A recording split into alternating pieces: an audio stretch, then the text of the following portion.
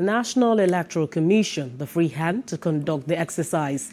The president referenced the governorship elections in Anambra and Ekiti State as proof that his administration has zero tolerance for interference in elections, maintaining that Nigerians should be allowed to vote for people of their choice. Vice President Yemi Osinbajo has blamed irresponsible faith leaders for religious tensions in the country and for failing to promote unity.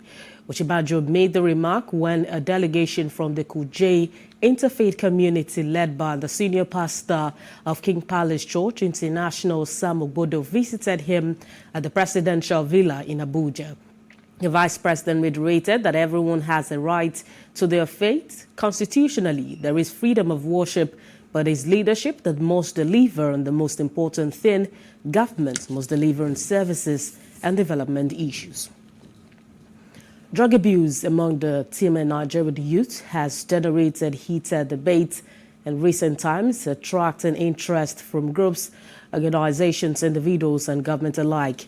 Now, to curb this growing menace, the Nigerian Youth Parliament in the Lagos State Senatorial District has organized an inter-school debate among secondary schools in the zone. PlusTvAfrica tells us more.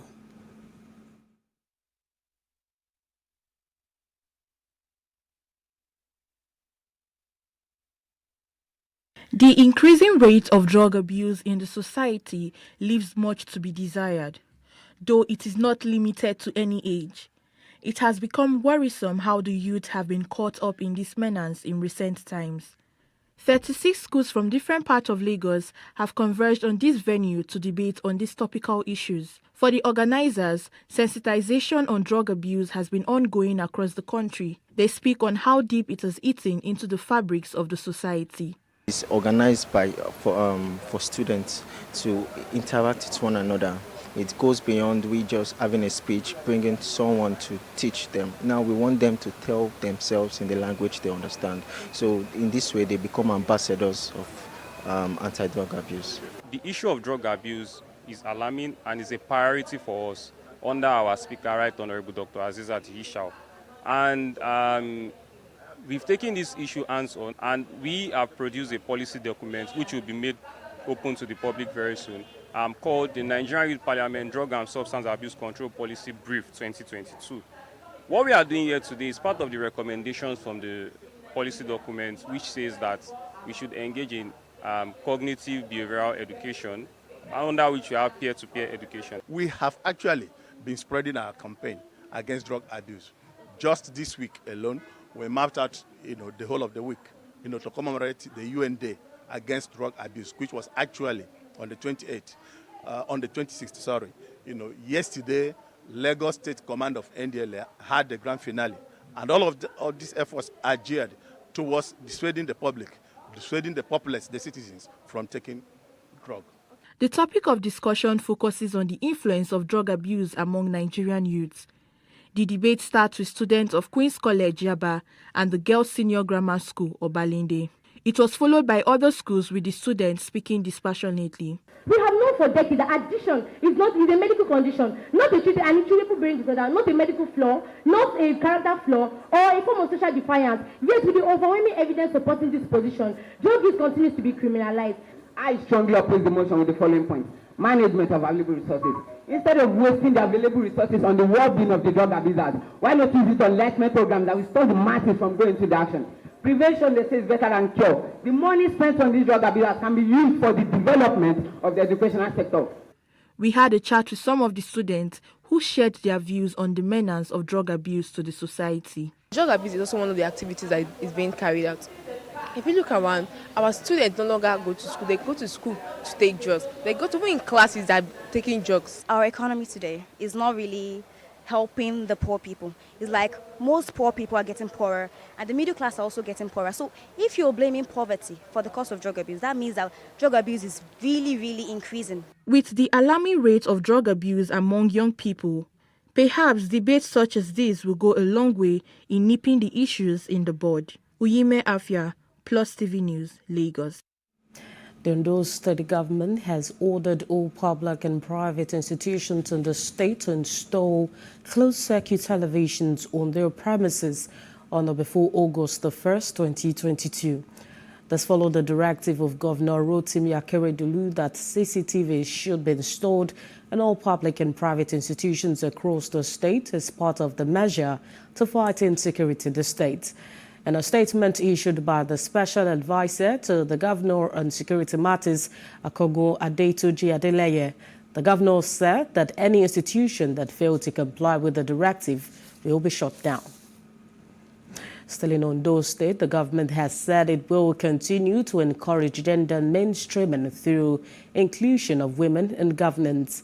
Special Advisor to Ondo State Governor on Gender, Olamide Falana, disclosed this at a 3-day workshop on gender mainstreaming and development of gender policy in partnership with Action Aid Nigeria in Akure, the state capital. She said the training is designed to enhance gender-responsive planning, budgeting and implementation process, while she congratulated the participants for being part of a global trend on gender awareness. Hence, the training will equip them for tasks ahead. Policies actually give focus to whatever we do as a state, and that's why the gender policy is going to benefit Ondo State. It's going to be a bankable policy, one that would ensure that we are able to give focus to the gender activities and give focus to the development and trajectory to the gender arm of government in the state. So it's also going to bring us lots of benefit. They are now a change agent. They must perform their duties in their respective local government with a view to ensuring that gender equality is maintained, that who are due for one position are allowed to take it, and they must upscale their skill.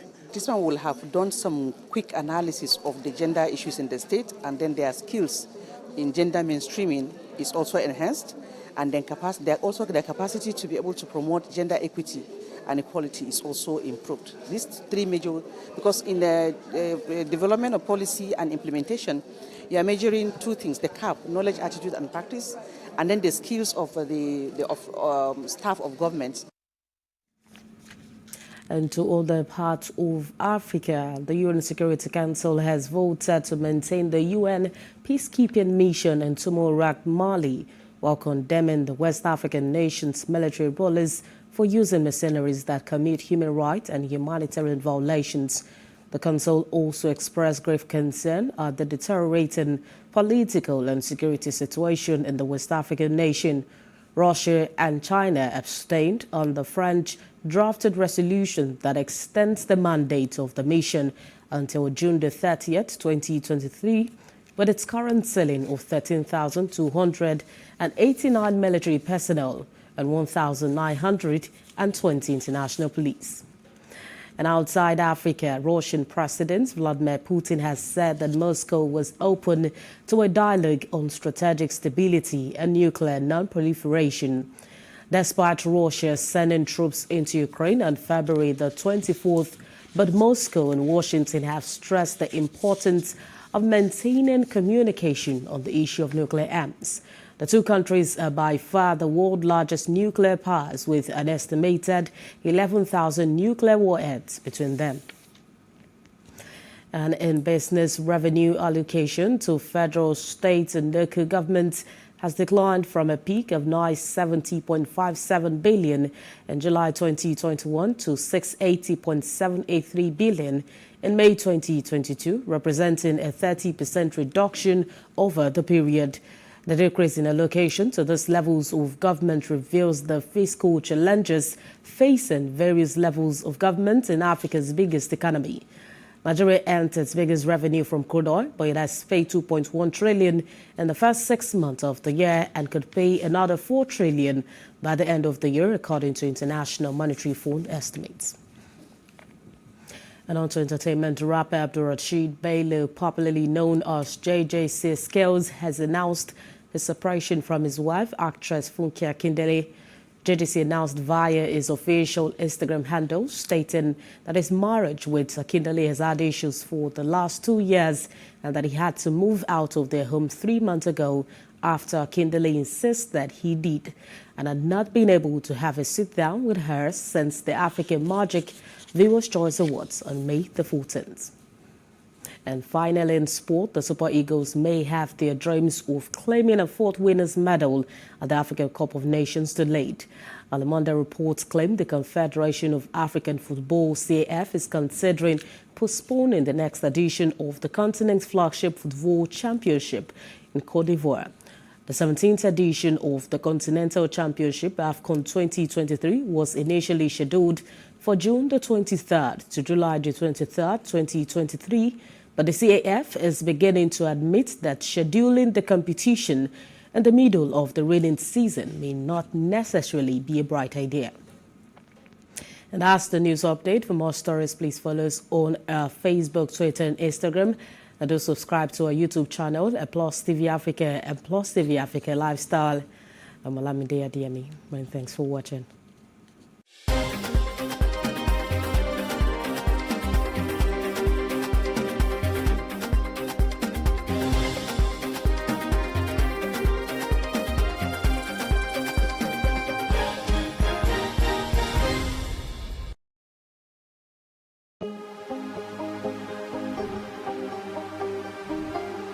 It for upcoming artists to blow in Nigeria.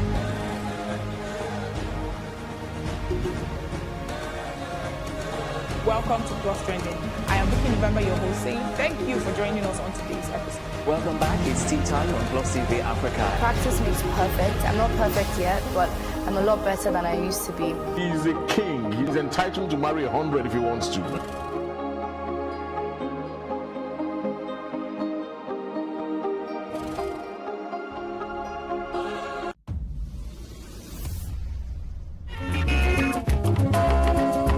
Chief Stephen Osita Osadebe was a Nigerian highlife musician from Atani, Anambra State. He was born in March 1936, though the actual date is unknown. He came from a line of singers and dancers in Igbo land. His genre, highlife, encompassed Igbo traditional musical elements.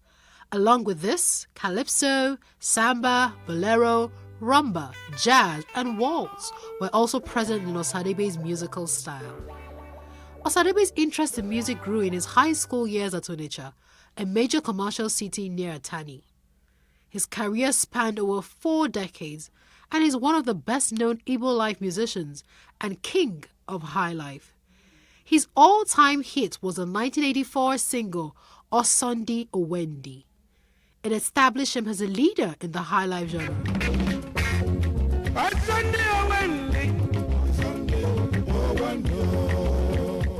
The song has been covered by many other musicians and remained one of Nigeria's most popular records ever. Osita Osadebe died in St. Mary's Hospital, Waterbury, Connecticut, on the 11th of May 2007, aged 71, after suffering from severe respiratory difficulties.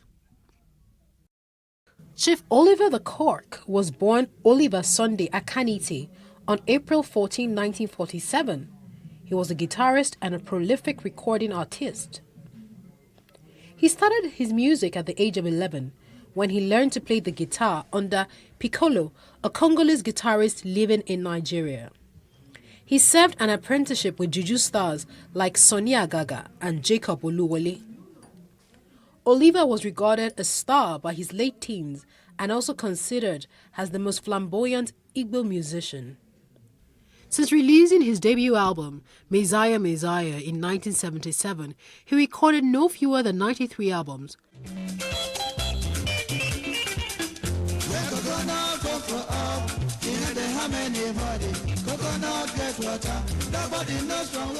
His dance-inspiring Ogene style of Nigerian highlife blended modern highlife and traditional Igbo music.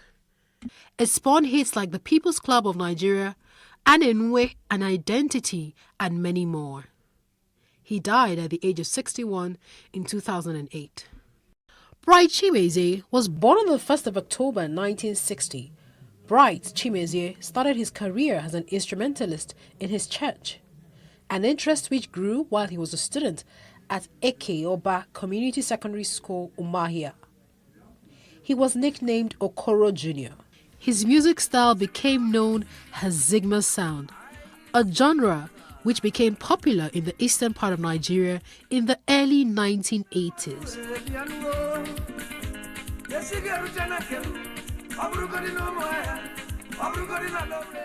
It is a mix of contemporary Nigerian music and Igbo high life fused